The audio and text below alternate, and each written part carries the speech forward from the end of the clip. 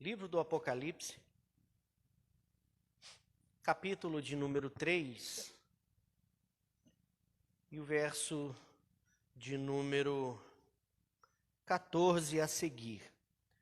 Nós estamos aí indo para o final do nosso estudo, sobre as 7 igrejas da Ásia Menor.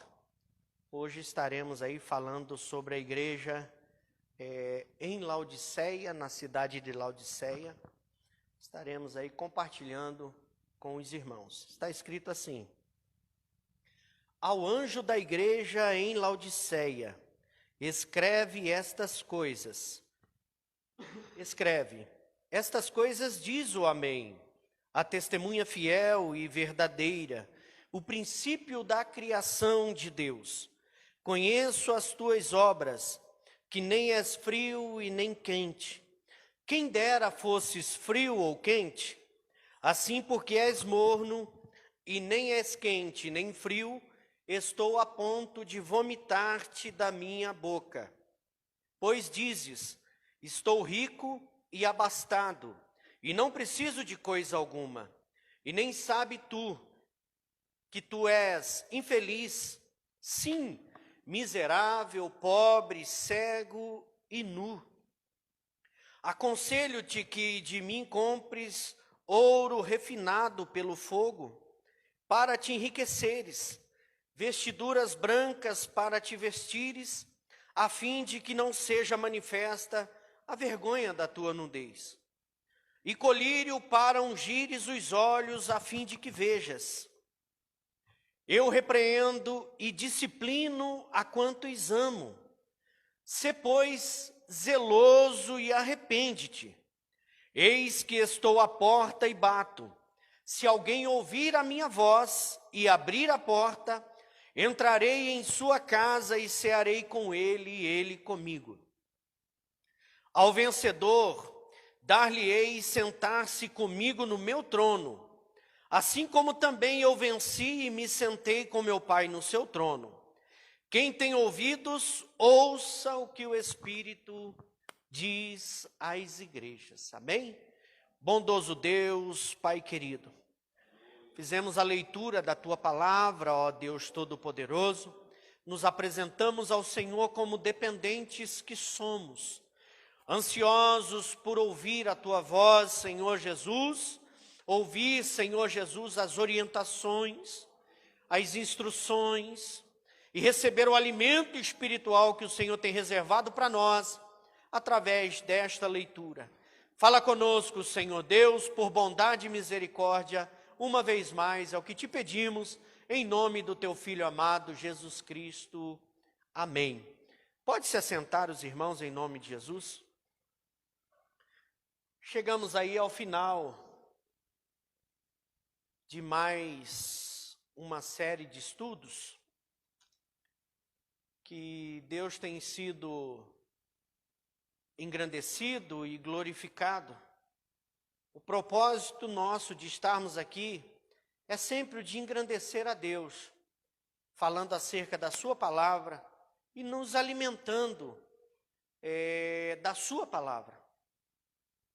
Eu quero começar esse estudo falando com os irmãos, compartilhando com os irmãos uma experiência. Não sei se foi a nossa irmã Cristina que postou no grupo da igreja um vídeo do pastor Hernandes Dias Lopes. E esse vídeo, esse comentário, essa aplicação que ele faz naquele trabalho que ele estava ministrando, aquela palavra, ela impactou meu coração. E como um martelo, vem aí quebrando, as pedras, os conceitos, os preceitos que eu tenho, que eu formulo a partir de uma ideia minha, de um conceito meu, acerca de igreja, falando de igreja. E um comentário que ele fez me chamou muito a atenção naquele vídeo que foi postado, que ele diz assim, Aquele comentário foi no ano de 2018, porque em 31 de outubro de 2017, foi ali comemorados 500 anos da Reforma Protestante aqui no Brasil.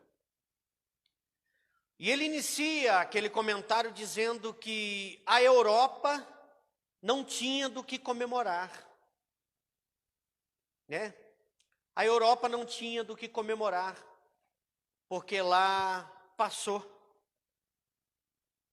Se em alguns lugares esse movimento não passou, passou totalmente, está quase que terminando. E ele continua dizendo que na Holanda, desde 1960, os templos que fora erguido para a glória de Deus, não tem gente, não tem banco, não tem púlpito, não tem movimento nos templos. Na Escócia, e eu tenho um irmão na Escócia, e infelizmente esse comentário, não duvidando do pastor Hernandes, mas confirmando e acrescentando, meu irmão fala a mesma coisa acerca do que está acontecendo lá, e inclusive ele mora em Glasgow, que é dividido por um trecho muito pequeno, uma ponte, de Edimburgo, que é onde é o berço do presbiterianismo. E o pastor Hernandes, que é presbiteriano, disse que hoje o templo central que foi erguido, hoje é um bar. Um lugar que foi levantado para a glória de Deus, para pregações, que certamente aconteceram coisas tremendas, testemunhos lindos, hoje aquele lugar se tornou um bar. A Inglaterra, o berço, né, dos grandes avivamentos, grandes homens, Spurgeon, né, que veio de lá, Moody e tantos outros, hoje naquele lugar é a terra do patrono dos ateus, o Richard Dawkins. Leia sobre esse homem, depois se você tiver curiosidade, você me manda lá, eu vou te mandar o nome dele certinho para você procurar. Leia sobre esse homem e o quão terrível ele é. E como que o seu posicionamento, dizendo que Deus não existe, arrasta multidões. Um lugar que foi o berço do grande movimento, né, protestante. Lá os templos foram vendidos, transformados em boates, museus, e muitos deles, inclusive um muito lindo lá, se tornou uma mesquita muçulmana. Passou por uma reforma para se adequar, né, ao muçulmano. E na América do Norte as igrejas estão se acabando. Eu anotei isso daqui e vou deixar guardado nos meus estudos porque me impactou. Talvez por esses dias eu estar estudando sobre a igreja de Laodiceia e meu coração ardendo e me enchendo de preocupação, me enchendo de preocupação com relação a mim, a minha vida, a minha postura, a minha conduta, aquilo que eu sou quando não tem olhos na minha direção, qual que é o meu comportamento quando não tem ninguém me olhando, qual o meu pensamento quando eu estou sozinho, verdadeiramente o que é que me domina, verdadeiramente o que é que está sentado no trono do meu coração e que domina quem eu sou, que domina minhas atitudes, que domina minhas palavras, que domina a pessoa que eu sou, não a que você pensa que eu sou, não a que eu aparento para você que eu sou, a pessoa que eu sou na verdade. A pessoa que verdadeiramente eu sou. Eu poderia dizer para você, ou compartilhar com você, dizendo assim, Você quer saber quem eu sou? Conversa com a minha esposa, conversa com meus filhos. Minha esposa e meus filhos vão dizer quem eu sou. Se eu me pareço com esse que está aqui, terno, gravata, falando da Bíblia, pregando, orando, sentindo a presença de Deus, eles vão dizer quem eu verdadeiramente sou. Mas eu quero ir além disso. Aquela pessoa que Deus vê que eu sou, quando ninguém mais consegue ver, quando ninguém mais consegue me decifrar, muitas coisas que nem eu mesmo sei que sou capaz de pensar, de falar e de agir. Às vezes nos deparamos com notícias policiais, e nessa notícia policial alguém diz assim: quando eu vi, eu dei uma facada nele. Quando eu vi, eu atirei. Quando eu vi, eu o matei. Quando eu vi. Então quer dizer que essa pessoa está dizendo que nem ela mesma se conhecia. Nem ela tinha essa ideia de que ela era capaz de tirar a vida do outro. Eu estou falando dessa pessoa. Essa pessoa que é capaz de fazer coisas que até eu duvido. Que até você duvida. Então, olhando para essa igreja de Laodiceia, porque essa igreja, ela é o retrato, ela é o desenho da igreja que se apostatou, da igreja que se afastou, da igreja que rejeitou os ensinos, da igreja que conheceu, experimentou e renunciou, recusou. Eu conheço, experimento, mas agora eu não quero mais. Aquela igreja que viveu uma intimidade tão grande, viveu uma profundidade espiritual tão grande, mas aquela profundidade espiritual que ela viveu não foi capaz de suprir o seu vazio enquanto ser humano. Por quê? Porque o seu coração estava olhando para outro lado. Seu coração estava olhando para outro lado. Outro dia, eu dirigindo o carro, atravessa na minha frente, Josias, um senhor de idade. E eu estou vindo, embalado. E ele foi olhando para o outro lado, eu estou vindo daqui, e ele foi olhando para o outro lado e atravessando. Da onde está vindo o carro que pode atropelar ele? Do lado esquerdo. Porque quando você está atravessando a rua, é natural, né? O primeiro carro que tem possibilidade de atropelar é o quê? O que vem da esquerda, não é? Tanto de lá como de cá. Mas ele passa olhando pela direita, porque ele está preocupado com a coisa que vem de lá, não da que já chegou. O que acontece com Laodiceia é justamente, Laodiceia está olhando para um lado, esperando vir algo desse lado, e o problema já está pertinho, já chegou. Então essa igreja, ela me fez refletir muito enquanto pessoa. Porque nessas 7 terças-feiras, eu tenho dito aos irmãos, Deus escreveu essas cartas, Jesus escreveu essas cartas inspirando João.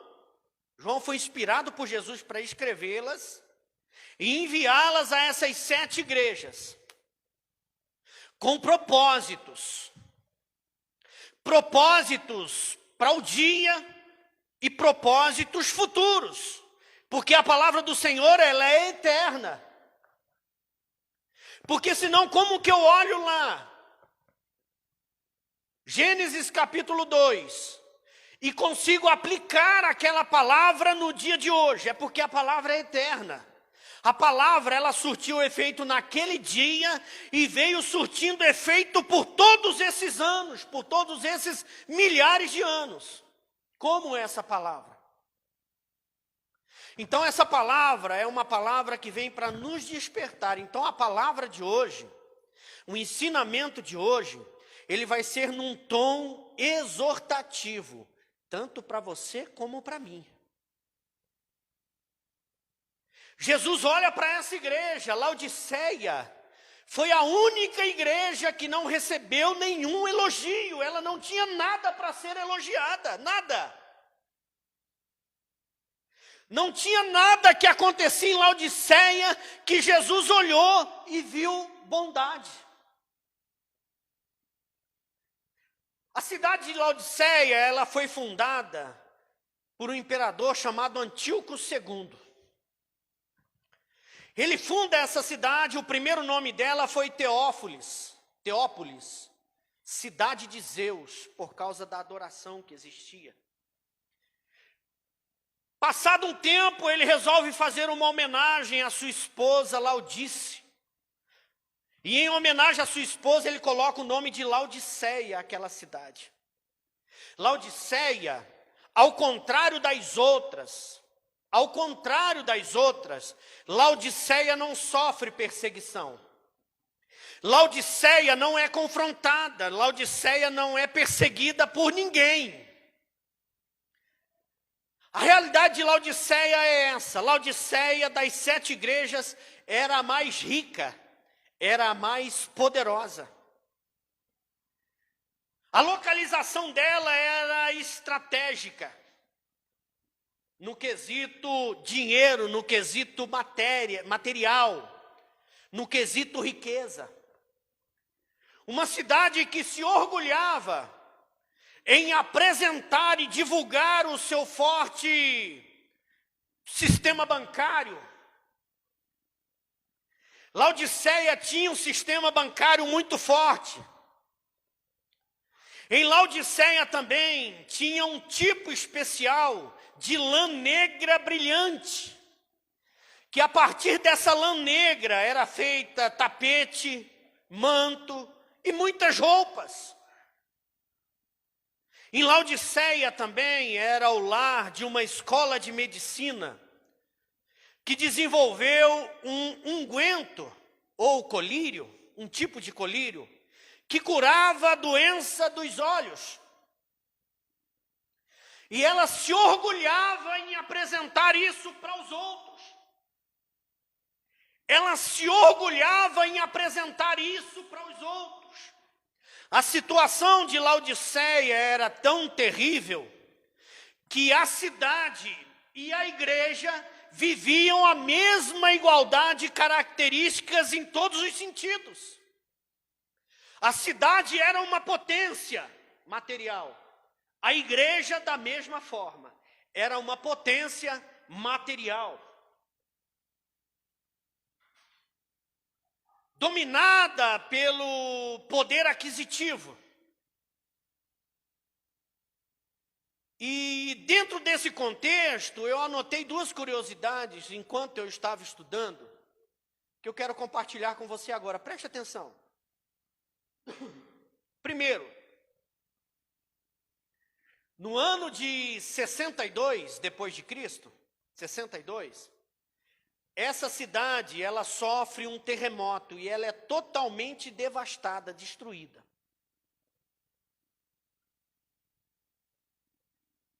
Filadélfia, você lembra que nós comentamos aqui que ela sofre um terremoto e ela é destruída. E ela recebe ajuda e se reconstrói. Laodiceia sofre esse terremoto e ela é totalmente devastada por esse terremoto. E ela se reergue, ela se reconstrói. Só que com dinheiro dela mesma, com recursos próprios, porque Laodiceia rejeita a ajuda do Senado romano. Por que eu disse que é uma curiosidade? Porque quando eu li, me chamou a atenção que Laodiceia, mesmo tendo condições, ela não precisava rejeitar ajuda. Mas Laodiceia rejeita a ajuda. Há uma falha dessa igreja. Mesmo ela tendo condição ela não podia de maneira alguma rejeitar ajuda. Nós, enquanto igreja, sempre precisamos de ajuda. Nós, enquanto igreja, sempre precisamos um do outro, seja na oração, seja na mão estendida, seja no conselho, seja no abraço, seja no carinho, seja junto, seja apoiando, nós sempre precisamos um do outro. Laodiceia representa aquela igreja orgulhosa, e o orgulho é um sentimento terrível. O orgulho é um sentimento terrível que rouba a humildade do coração do ser humano e priva o ser humano de viver o melhor, tanto do outro como do próprio Deus. Uma cidade que se julgava autossuficiente. O autossuficiente, ele entende que não precisa do outro. Ele não precisa do outro. Você imagina eu, pastor da igreja, deixar claro para cada um de vocês que eu não preciso de vocês para nada. Que eu não preciso de você dirigindo o culto de terça-feira. Que eu não preciso do maestro, que eu não preciso da orquestra, da música, que eu não preciso dos professores da escola. Que eu não preciso do irmão Marinho no som, do Juninho no data show, do Elivelto na bateria. Imagina! Eu deixar isso claro para você. Imagina uma posição dessa. Olha, eu não preciso de você para nada. Imagina uma postura dessa. Você imaginou, Josias? Se eu chegasse para você e dissesse assim, Josias, eu não preciso de você para nada, você ia ficar feliz comigo? Claro que não! Claro que não, nós precisamos um do outro. É essa união, é essa cumplicidade, é eu estar próximo de você que fortalece o corpo. Por isso que Paulo usa o corpo como exemplo para explicar a igreja de Cristo. Pode a mão falar que é mais importante do que o pé? Imagine uma briga entre a mão e o pé. A mão fala para o pé, o que adianta? Você não pode pegar nada. Aí o pé fala para a mão, o que adianta? Você pode pegar tudo, mas não pode chegar onde está o negócio, você pode pegar. Imagine a discussão do corpo. Você está entendendo o problema dessa igreja autossuficiente? Acha que não precisa do outro, quando na verdade não existe vida sozinho. Desse monge, sabe aqueles monges que são ensinados a se afastar do povo, procurar um lugar solitário, um lugar recluso, porque para ele é ensinado que vida com Deus é vida longe do outro. Quando na verdade, Jesus já começa dizendo, ama a Deus sobre todas as coisas, e ao teu próximo como a ti mesmo. Não tem jeito de amar sem conviver. Não tem jeito de amar sem estar junto. Não tem jeito de amar sem estar junto, porque é estando junto, preste atenção nisso que vou te dizer, é estando junto com você, que eu vou ver seus defeitos, você vai conhecer os meus, mas nós vamos passar por cima disso, porque nossas virtudes, elas se sobrepõem às nossas fraquezas. Eu não posso olhar para a sua falta, eu não tenho esse direito, não é me dado esse direito. Hoje o nosso Jesus é advogado. Se você tem uma fraqueza, corra para os pés do advogado. Hoje ele é advogado, um dia vai ser juiz, mas hoje ele é advogado. Ei, irmão, eu nunca vou ser advogado e nunca vou ser juiz. E essa igreja, ela se comporta como autossuficiente. Eu não preciso da ajuda de ninguém. Eu vou sozinho, eu consigo ir sozinho. Ei, irmão, pode ser que no começo até parece que vai dar certo, mas chega em um determinado ponto que você precisa do outro. Chega num determinado ponto que você precisa do outro. Tamanha é a nossa dependência um do outro.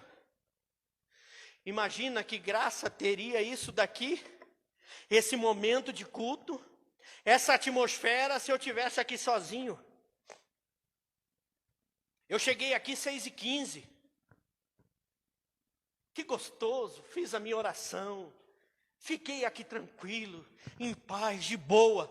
Só que o ambiente começou a mudar quando você começou a entrar, você entendeu? Eu estou aqui, Jesus está aqui, só que parece que o ambiente começou a ficar perfeito quando você chegou. Porque é a nossa união que dá sentido ao culto. É eu e você juntos. Aí eu junto aquilo que eu tenho de melhor com aquilo que você tem de melhor. A gente sai juntando as virtudes, não são as faltas. Tem gente que tem prazer em apontar falta, apontar falha, apontar pecado. Tem gente que tem prazer de ficar falando para os outros os nossos defeitos.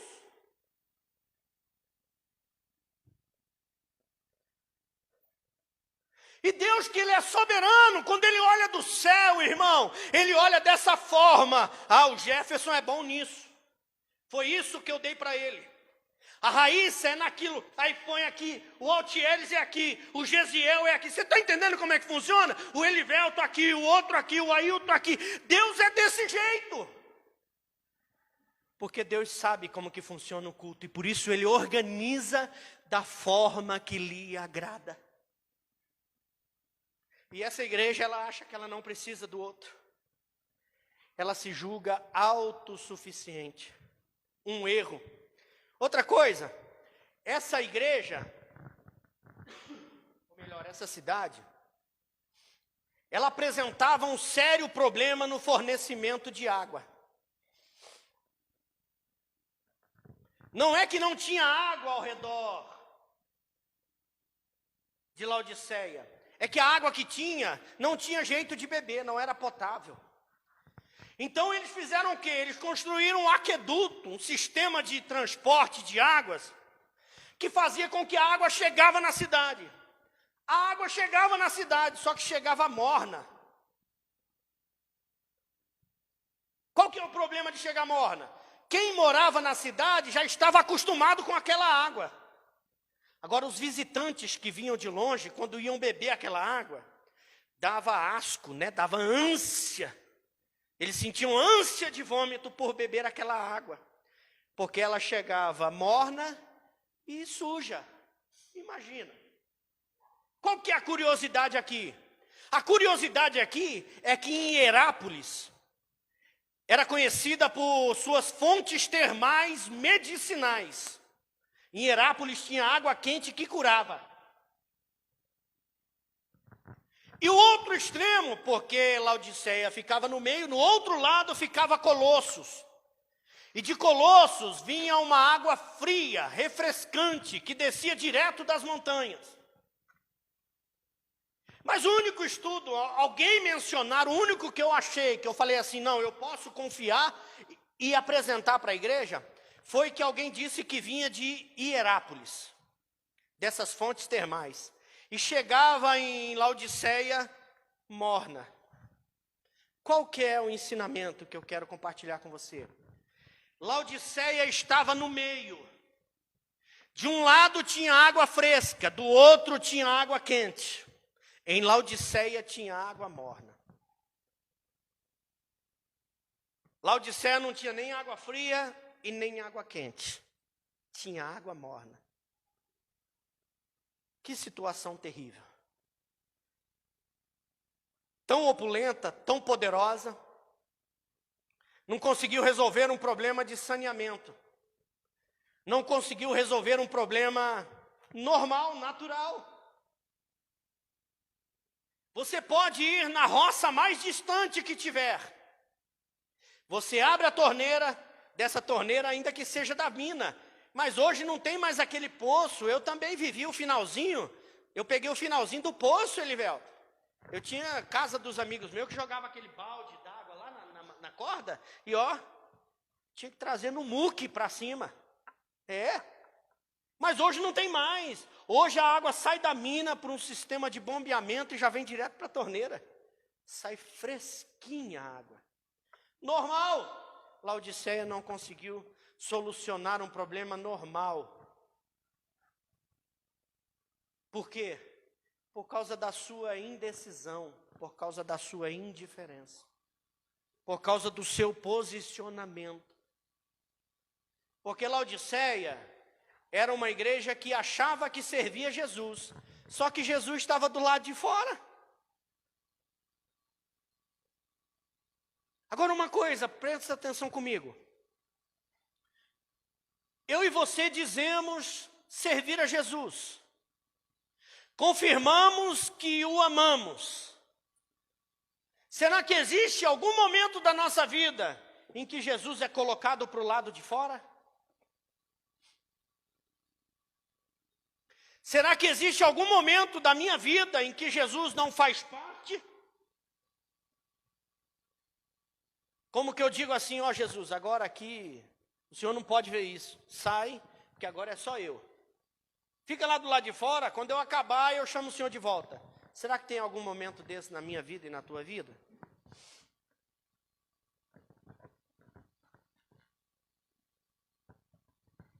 É uma pergunta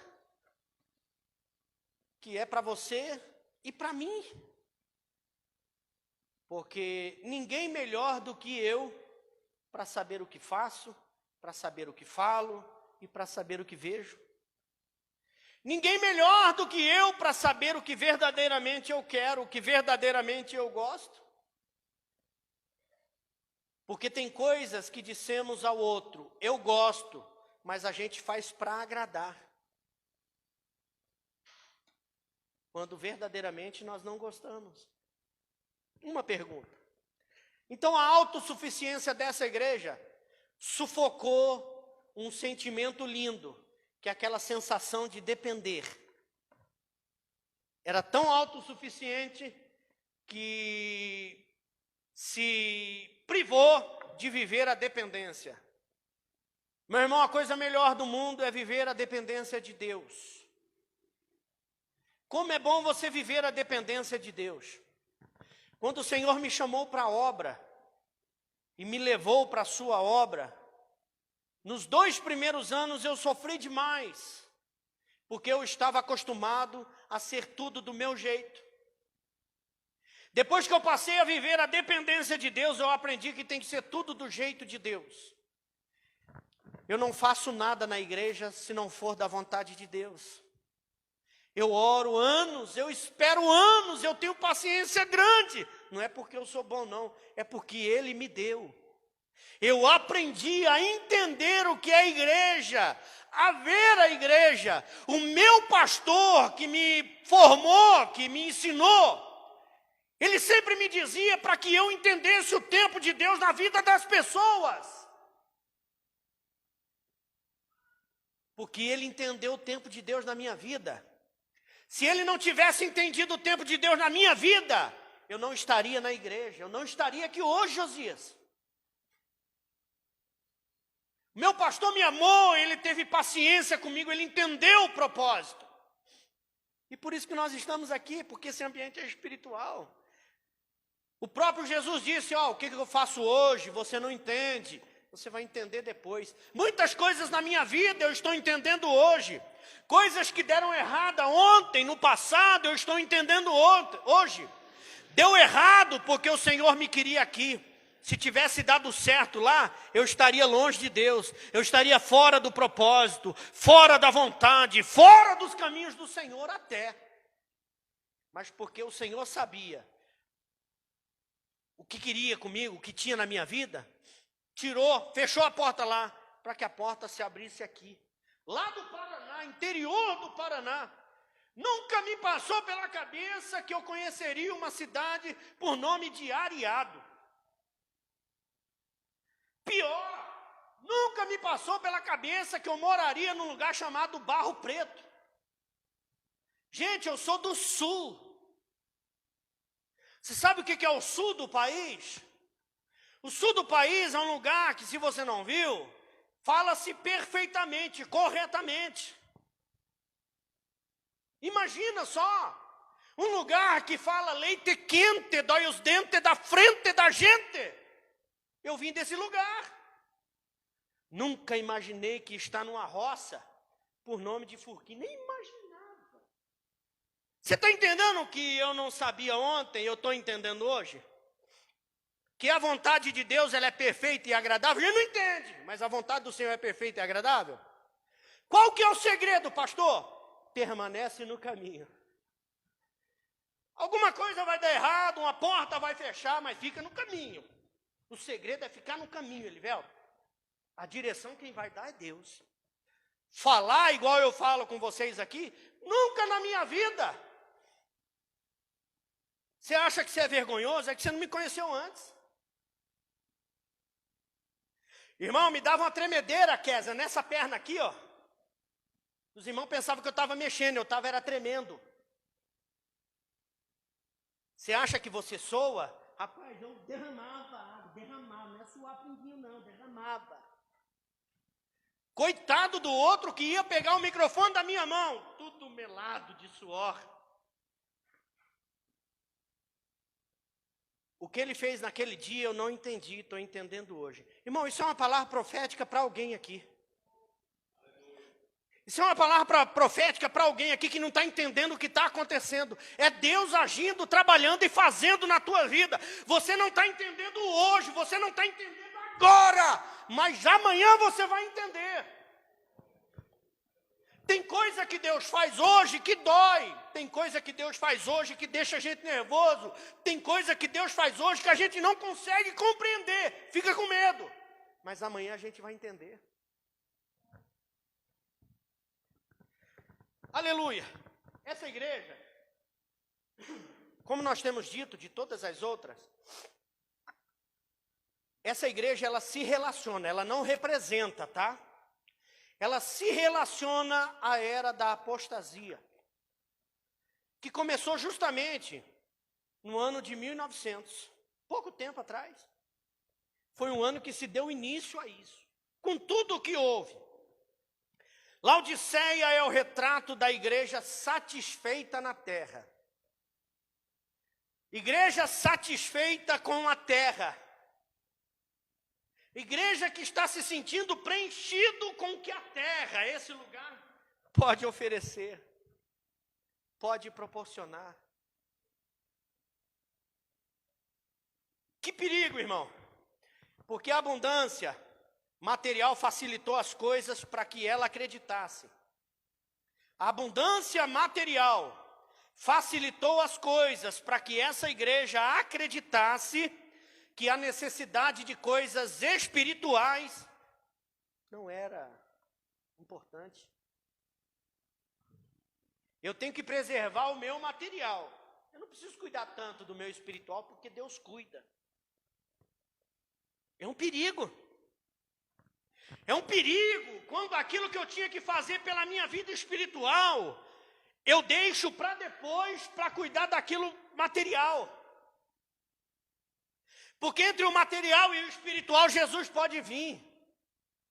E se nós estivermos do lado errado, nós vamos perder o arrebatamento da igreja. É isso que Jesus está querendo dizer para essa igreja. É isso que Jesus está querendo ensinar essa igreja, despertar essa igreja. Uma igreja que foi dominada pelo mundo. O ápice dessa igreja é que ela estava vivendo uma tranquilidade na terra. Não tinha perseguição, não tinha confronto, não tinha afronta. Por quê? Porque Laodiceia andava conforme a cidade andava, entendeu? Laodiceia andava conforme a cidade andava. Tudo que podia na cidade, podia na igreja. As coisas que aconteciam dentro da igreja eram as mesmas coisas que aconteciam dentro da cidade. Não tinha diferença. E coisa ruim é quando a igreja perde a sua característica. Quando a igreja perde a sua identidade. Hoje, nos deparamos com zombarias quando dissemos, hoje tem culto de ensino na igreja. Muitos zombam. Culto de ensino, mas ainda tem isso, ó. É de 1900 e bolinha, ainda tem culto de ensino? Tá culto de ensino lá, mas eu gosto do nome doutrina. Culto de doutrina. Apesar que é a mesma coisa, mas eu acho que doutrina fica mais nossa cara. Culto de doutrina. Culto da palavra. Hoje a gente vê muita coisa, muitos cultos, muitos trabalhos, e isso não é uma crítica, isso, como eu disse, é um despertamento para mim e para você, onde a palavra, ela está sendo atualizada. Não foi um dia desses, um pastor disse que ela tinha que ser atualizada? A palavra está sendo atualizada. Atualizada para agregar. A palavra, ela não pode mais confrontar, ela não pode mais ir de encontro. A palavra, ela tem que andar junto comigo, não é eu junto com a palavra. É a palavra que tem que se enquadrar ao meu jeito de viver, ao meu modo de viver, à minha realidade diária. Não sou mais eu que tenho que renunciar quem sou para me enquadrar na palavra. E isso, irmão, isso está virando um caos. Por isso que nós não podemos perder a nossa identidade. Porque enquanto a palavra confronta, ela cura. Quando ela confronta, ela traz vida. Quando a palavra confronta, ela desperta. É como se alguém estivesse nos acordando quando perdemos a hora para a escola ou para o trabalho. Sabe quando você perdia a hora da escola e a mãe chegava brava? Não sei se você já viveu isso, mas eu já vivi isso. Aí você fica, sabe, você acorda na hora, porque você pensa, aconteceu um terremoto, está pegando fogo, eu tenho que sair correndo pela janela. Por quê? Geralmente a mãe acorda assim, filho, filha, acorda, está na hora. Aí a mãe vai fazer o café. Daqui a pouco a mãe volta, filho, acorda. Aí quando está calminho, você não está nem aí, mais 1 minuto. Irmão, quem que pede mais 1 minuto para dormir? Mais 1 minutinho. Daqui a pouco, quando a mãe vem, você já sabe, né? Ela já vem gritando, já pega. O seu coração acelera. O que está acontecendo, meu Deus? Mas você acorda na hora. É esse o efeito que a palavra tem que gerar em mim e em você. Ela tem que nos confrontar e nos despertar enquanto pessoas. Enquanto servos. Ela tem que nos despertar no caminho que estamos trilhando. De que forma estamos nos apresentando, estamos oferecendo, de que forma? Palavra. E essa igreja estava vivendo esse conforto da situação, porque era próspera. Aí Cristo se apresenta a ela assim, isso diz o amém, o princípio da criação. O verdadeiro, aquele que é o fiel. A palavra amém, ela não existe. Não sei se você já estudou sobre isso. Mas ela não existe. Amém. No original da palavra. É uma junção de 3 palavras. Aleph, Mem e Nun. A-M e N. Numa construção... Como que eu posso dizer? Numa construção hebraica, ficou assim, ó. Elohim, Meler, Nemer. Elohim, Deus, o Criador. Meler, o rei, o condutor, o governante, o soberano. E Nemen, fiel. Fiel no sentido de verdadeiro, de que não muda nada. Então, todas as vezes que você diz amém, vai além do que nós entendemos, que é assim seja, né? Amém no sentido de concordância. Se você ler no dicionário, Aurélio, você vai ver que a palavra amém, ela é direcionada no sentido de concordância. Como quem diz assim, vai dar tudo certo, amém. Vai chover em nome de Jesus, amém. Que assim seja, que aconteça.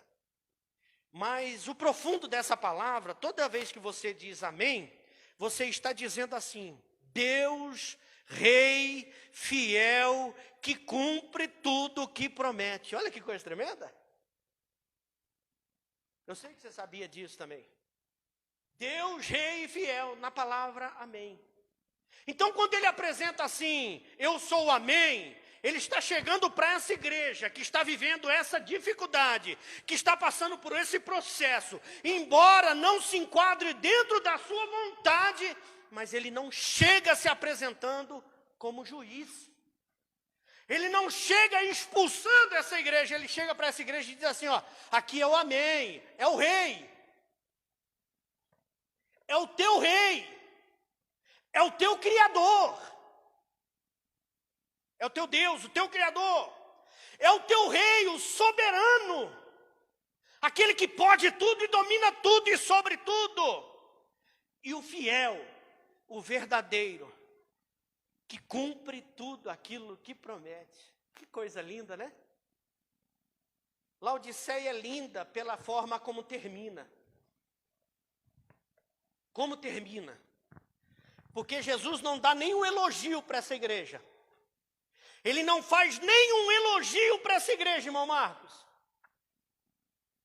E mesmo essa igreja andando a passos largos para longe dele, e ele está do lado de fora,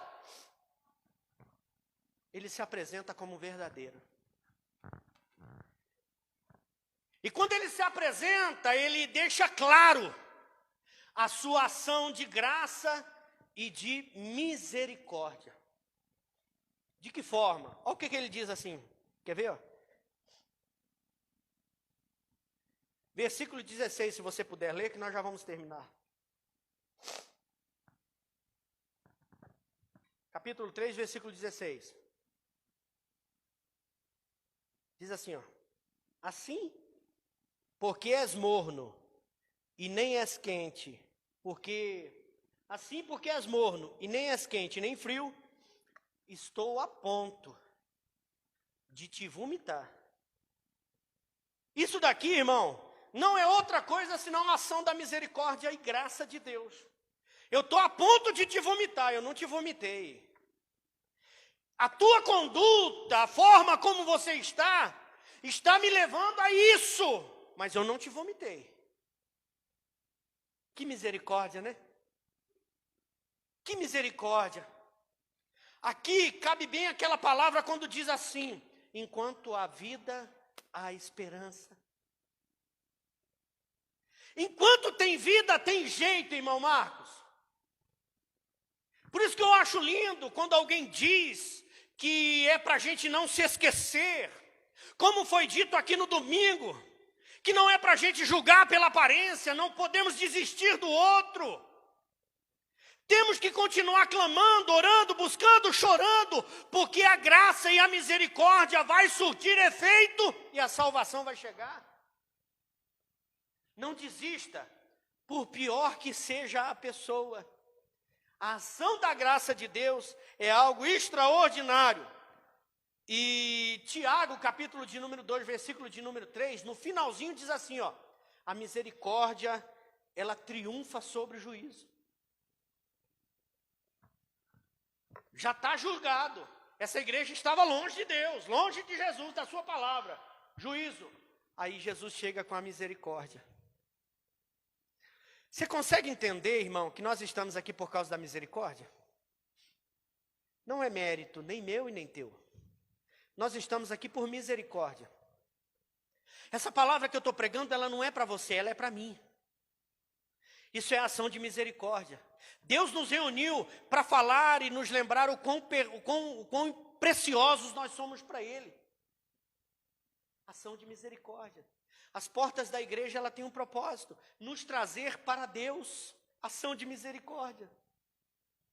Por que nós temos a escola bíblica? Ação de misericórdia. Deus quer que nós aprendamos a palavra. Agora me fala uma coisa, você, Gesiel, que está rompendo essa barreira, está sendo bom? Bom, não é? É gostoso demais, irmão. Você tirar o tempo para você estudar, aí vem aquele frio na barriga, meu Deus. Quando você está estudando, não sei com você, não sei com a nossa irmã Osana, mas quando você está estudando uma coisa boa, 1 milhão de palavras vem na minha cabeça, Josias. 1 milhão, eu falo, nossa, eu vou ficar uma semana falando, sem parar. Quando pega no microfone, 99% do que eu estava preparado para falar, foi embora. Aí eu fico, Jesus, fico tentando pegar. Faz eu lembrar. Meu Deus, isso porque eu anoto, hein? Fora o que eu penso. Gostoso, ação da misericórdia do Senhor. Por que tem a orquestra? E o culto da orquestra ontem, Deus abençoe vocês, foi lindo. Que coisa mais gostosa que foi. Cheguei em casa e disse para minha esposa, falei, você perdeu o segundo culto, você tinha que ter ficado, era para os dois. Você está perdendo a bênção toda vez que você vai embora. Que coisa mais gostosa. Ação de misericórdia. Por que tem os jovens? Ação da misericórdia e graça de Deus. Por que tem os adolescentes? Eles estão lá agora estudando, nossos filhos. 10 anos, 11 anos, estão lá aprendendo a palavra de Deus. A irmã Gisele passa o dia inteirinho estudando do meu lado, perguntando, fazendo as coisas, projetando. Por que tem a escola das crianças, a igreja da criança? Olha o trabalho que nós tivemos para deixar a igreja daquele jeito lá embaixo, a salinha, as coisas, os irmãos que ajudaram. Ação da misericórdia e da graça de Deus. Porque nós não sabemos, nós olhamos hoje e não sabemos, mas Deus já sabe como que serão nossos filhos amanhã. Deus já sabe o lugar de cada um dos nossos filhos amanhã. Por isso que nós temos que lutar, irmão. Porque esse lugar é lugar de ação e misericórdia de Deus. Segundo, ele está dizendo assim, ó, eu repreendo e disciplino. Eu repreendo e disciplino. E ele ainda diz assim, ó, os que eu amo. Ele deixou bem claro que ele repreende e disciplina quem ele ama. Quem ama. Ei, irmão. Ele não deixou de amar essa igreja por causa do que essa igreja estava fazendo. E ó, jamais devemos fechar a porta da correção. Jamais devemos fechar a porta da repreensão. Jamais devemos fechar a porta do confronto contra as nossas verdades, porque tem verdade minha que não são verdades de Deus. Tem verdades minhas que se eu falar eu te ofendo, eu te machuco, eu te magoo. E Deus não me chamou para falar as minhas verdades. Deus chamou para falar as verdades dele. Por quê? Porque essas verdades que são deles, elas trazem cura. Até quando somos repreendidos, elas nos curam. Até quando somos confrontados, elas nos curam. E essa igreja, olha que coisa tremenda. Irmão, essa igreja estava fadada à derrota. Você está entendendo o que eu estou querendo te dizer? Mas por causa da ação e misericórdia, o Senhor se apresenta para ela dizendo, ó, ei, eu estou a ponto de vomitar, mas se você tomar jeito, eu não vou te vomitar. Outra coisa, eu repreendo e disciplino sim, mas eu repreendo e disciplino porque eu te amo. Porque eu te amo, eu te disciplino. Você pode ficar bravo comigo, mas eu vou continuar te disciplinando, te repreendendo. Porque eu não quero ver você caminhar para o erro, você caminhar para o buraco. Eu não posso aceitar ver você ir na direção da derrota. É isso que Jesus está dizendo para essa igreja. Desperta. De toda essa carta, Josias, o que eu deixei para falar agora é o que eu acho mais lindo. Quando Jesus diz assim, ó, versículo 20, Ezequiel, eis que estou à porta e bato. Gente, eu achei isso lindo demais. Por quê, pastor? Porque Jesus está do lado de fora, só bate na porta quem está do lado de fora, não é verdade? Jesus está do lado de fora, de uma igreja que está rejeitando a sua presença, você está entendendo? E ele está do lado de fora e dizendo assim, ó, eis que estou à porta, ele não está parado, eu estou batendo, eu quero entrar. Vocês com as suas atitudes, com o jeito, com a natureza, Vocês demonstram que não querem que eu esteja no meio de vocês, mas eu estou na porta batendo porque eu quero estar no meio de vocês. Ele não tem alegria, prazer na derrota de ninguém, principalmente da sua noiva, principalmente dos seus escolhidos, principalmente daqueles que são chamados para a sua glória. Paulo, quando escreve aos Efésios, capítulo 3, versículo 19, ele fala sobre esse amor.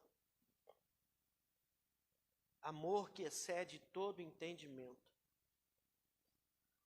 É fácil você amar quem te ama? É fácil? Poxa, é fácil demais.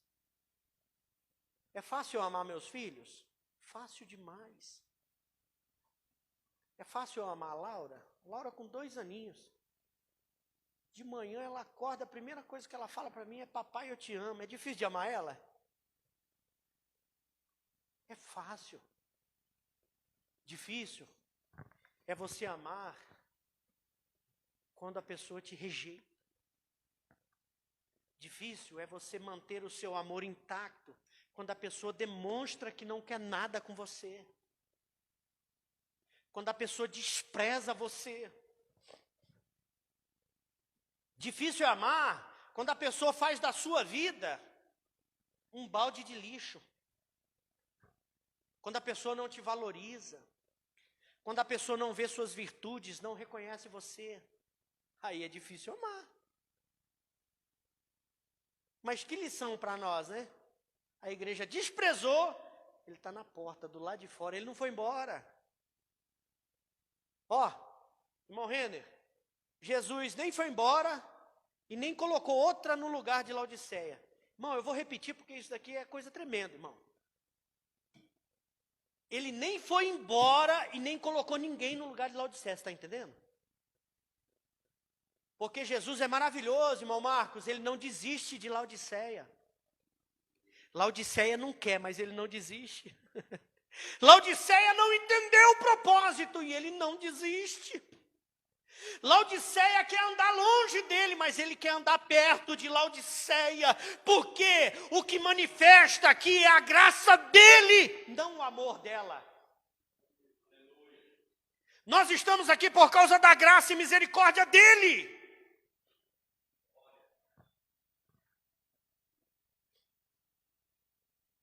Laodiceia não tratava Cristo como importante, mas Cristo tratava ela como importante e insubstituível. Você está entendendo como que ele olha para você?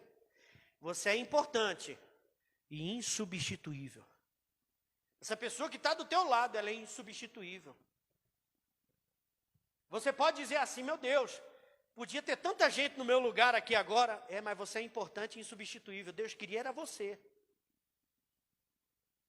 Ah, mas tinha que ser doutor, tinha que ser isso, tinha que ser aquilo. Tudo bem. Deus levanta o doutor, isso e aquilo em outro lugar, mas aqui Ele quer você. Na liderança dos jovens, Ele quer você. Na liderança do círculo de oração, Ele quer você. Como obreiro da igreja, Ele quer você. Como professor da escola bíblica, Ele quer você. Ai, pastor, mas tem gente mais capacitada do que eu. Pois é, mas Ele quer você. Vai fazer o quê? Tem gente que tem mais experiência do que eu. Então, Ele quer você.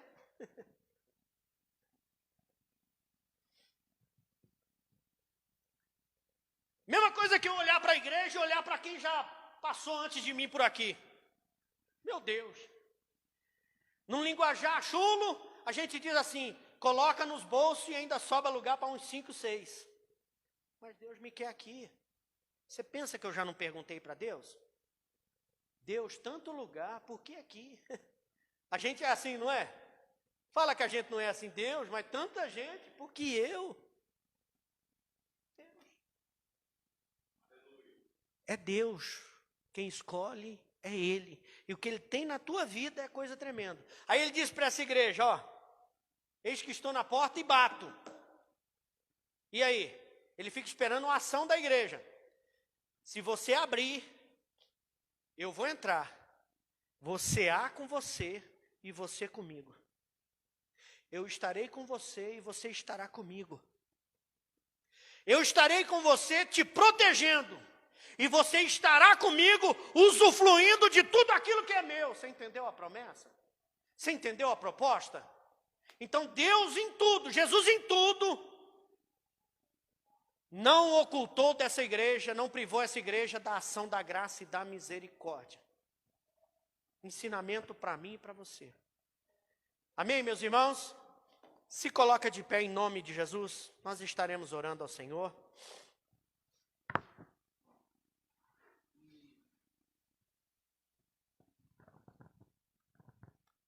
E já quero, nesta oração...